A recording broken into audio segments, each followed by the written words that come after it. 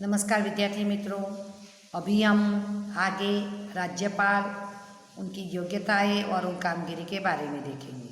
मैंने पहले भी आपको गुजरात का मंत्रिमंडल और भारत के मंत्रिमंडल यानी मंत्रियों के नाम लिखने के लिए बोला था। मुझे खाली 2 स्टूडेंट्स ने ही भेजा है अभी तक, और बच्चों को तो कोई इन्फॉर्मेशन ही नहीं लेनी है। अपने आप कुछ करना सीखो तो आपको याद भी रहेगा और आप भी मतलब कुछ नया करने का सीखोगे भी। तो अभी भी जो जिसने भी वीडियो देखा है वो भी मुझे अभी हम राज्यपाल के बारे में देखने वाले, तो हर एक राज्य के राज्यपाल के नाम मुझे लिख कर भेजना, और गुजरात के मंत्री और भारत के मंत्री कौन सा विभाग किसके पास है वो लिखकर आपको भेजना है। कोई मुश्किल काम नहीं है, मोबाइल आपके हाथ में ही रहता है, 5 मिनट में काम कर सकते हो।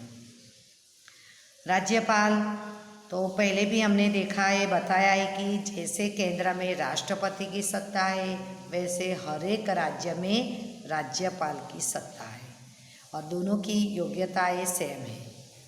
केंद्र में राष्ट्रपति की और राज्य में राज्यपाल की। राष्ट्रपति के बारे में आगे हम पढ़ चुके। हमारे राष्ट्रपति अभी से रामनाथ कोविंद जी है, और राज्यपाल हर एक राज्य में राज्यपाल होते हैं। हमारे गुजरात के राज्यपाल आचार्य देवव्रत है, नाम याद रखना। राज्यपाल जिसको हम गवर्नर भी कहते हैं। राज्य के मुख्यमंत्री तथा मंत्रिमंडल के सदस्यों का समावेश राज्य की कार्यपालिका में किया जाता। जो मैंने आपको चार्ट बनाया था उसी में भी बताया था कि राज्य की जो कार्यपालिका है उसमें राज्यपाल, मुख्यमंत्री और मंत्रिमंडल का समावेश होता है। वैसे हमने केंद्र में देखा था, केंद्र की कार्यपालिका में राष्ट्रपति, प्रधानमंत्री और मंत्रिमंडल का समावेश होता है।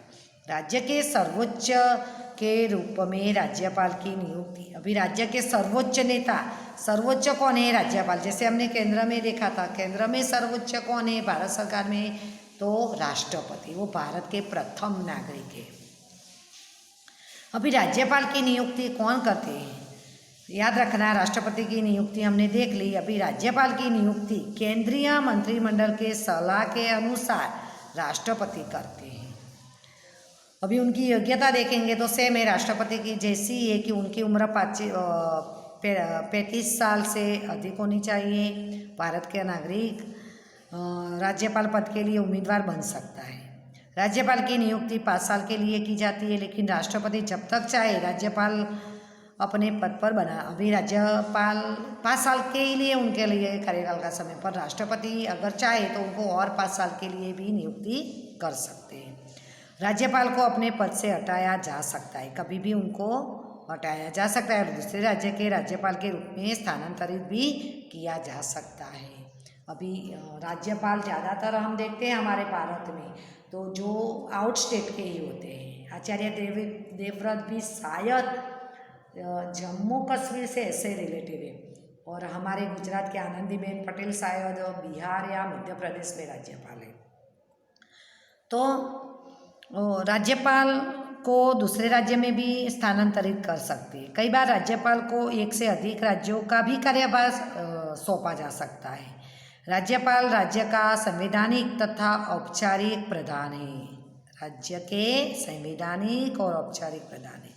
वह विधानसभा में बहुमत प्राप्त दल नेता की मुख्यमंत्री के रूप में नियुक्ति करते। जैसे हमने केंद्र में देखा था कि लोकसभा में बहुमत प्राप्त दल के नेता को वो प्रधानमंत्री के रूप में राष्ट्रपति नियुक्ति करते, वैसे राज्य में विधानसभा में बहुमत प्राप्त किए राजनीतिक दल के नेता को वो मुख्यमंत्री के रूप में नियुक्ति करते हैं। तथा मुख्यमंत्री तो गुजरात के मुख्यमंत्री श्री विजय रूपाणी जी हैं। तो विधानसभा में बहुमत गुजरात में भी बीजेपी को मिला। उन्होंने तय किया था कि वो रूपाणी जी को मुख्यमंत्री बनाएंगे, तो राज्यपाल ने उनको मुख्यमंत्री की शपथ दिलवाई, और मुख्यमंत्री की सलाह के अनुसार मंत्रिमंडल, जैसे सेम हमने केंद्र सरकार का देखा था, केंद्र सरकार में प्रधानमंत्री की सलाह के अनुसार राष्ट्रपति मंत्रिमंडल की नियुक्ति करते हैं। यहाँ राज्यों में मुख्यमंत्री की सलाह लेकर राज्यपाल राज्यों के मंत्रिमंडल की रचना करते हैं। नियुक्ति करते हैं। राज्य के उच्च न्यायालय के, अभी राज्य में हर एक राज्य में उच्च न्यायालय होती है। हमारे गुजरात में उच्च न्यायालय अहमदाबाद में है।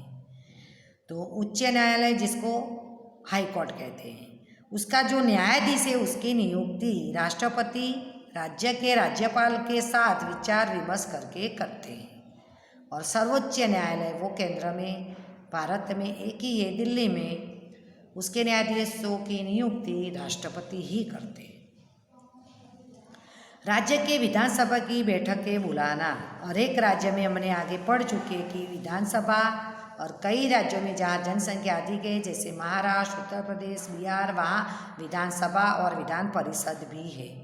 तो उनकी बैठकें बुलाना वो भी ये राज्यपाल, उसे भंग करना, प्रशासनिक आदेश जारी करना, विधानसभा द्वारा पारित विधेयकों को स्वीकृति प्रदान करना आदि सारी सत्ताएं राज्यपाल को प्राप्त है। जैसे हमने केंद्र में देखा था कि जो सत्ताएं केंद्र में राष्ट्रपति को मिली है, वैसी राज्य की सारी सत्ताएं राज्यपाल को मिलती है। राज्य में स्थित विश्वविद्यालयों के पद के आधार पर राज्यपाल कुलाधिपति होते हैं। राज्य में स्थित विश्वविद्यालय यानी यूनिवर्सिटी, जैसे यहाँ हमारे सूरत में वीर नर्मद यूनिवर्सिटी है, तो ऐसे उत्तर गुजरात हेमचंद्राचार्य यूनिवर्सिटी है, सौराष्ट्र में भी यूनिवर्सिटी है। तो वो सारी यूनिवर्सिटी के कुलाधिपति चांसलर राज्यपाल होते हैं। वह विश्वविद्यालयों के कुलपति वाइस चांसलर की औपचारिक रूप से नियुक्ति करते हैं।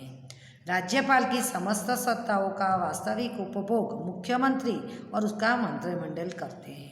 उनकी सारी वास्तविक सत्ताओं का उपयोग मुख्यमंत्री और उनका मंत्रिमंडल करते हैं। राज्यपाल किसी भी राजनीतिक पक्ष के सदस्य हो सकते हैं, लेकिन राज्यपाल जो है वो बीजेपी की, कांग्रेस, आम जनता पार्टी, जनता दल, समतावादी पार्टी, किसी के भी सदस्य हो सकते हैं। लेकिन राज्यपाल के पद पर नियुक्ति के बाद उसे राजनीति से दूर रहते हुए तटस्थ और निष्पक्ष रहकर उन्हें कर्तव्य का निर्वहन करना पड़ता है।